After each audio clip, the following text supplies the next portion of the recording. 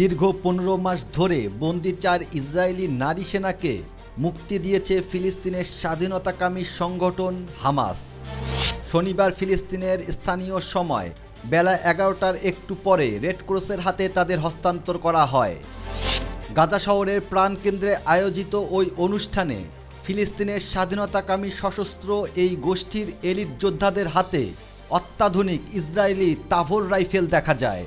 রোববার এক প্রতিবেদনে বার্তা সংস্থা আনাদোলু জানিয়েছে, ক্ষমতার এক নাটকীয় প্রদর্শনীতে ফিলিস্তিনি প্রতিরোধ গোষ্ঠী হামাসের অভিজাত যোদ্ধারা গাজা শহরের ৪ জন নারী ইসরায়েলি সৈন্যকে হস্তান্তরের সময় ইসরায়েলি তাভর রাইফেল নিয়ে হাজির হয়েছিলেন।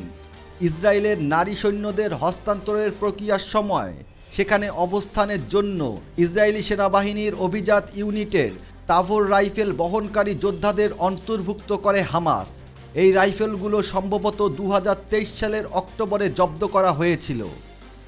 ইসরায়েলি চ্যানেল 12 বলছে, ইসরায়েলি সৈন্যদের মুক্তি দেওয়ার জন্য আয়োজিত এই অনুষ্ঠানটি গাজা শহরের প্যালেস্টাইন স্কোয়ারে খুব সূক্ষ্মভাবে পরিকল্পিত এবং কার্যকর করেছে হামাস।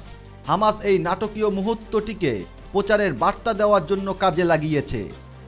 জিম্মি মুক্তির আগে হামাস ও মিত্র সংগঠন ফিলিস্তিনি ইসলামিক জিহাদের সদস্যরা গাজা শহরের চত্বরে ব্যাপক শোডাউন করে সেখানেই ৪ ইসরায়েলি জিম্মিকে মুক্তি দেয়।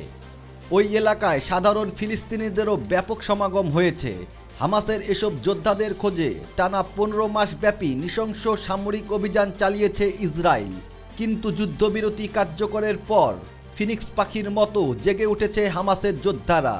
গোষ্ঠীটির সদস্যদের ভিডিও দেখে মনে হচ্ছে ইসরায়েলি আগ্রাসনে মোটেও মনোবল হারায়নি বিশ্বসেরা গেরিলা বাহিনী হামাস যোদ্ধারা।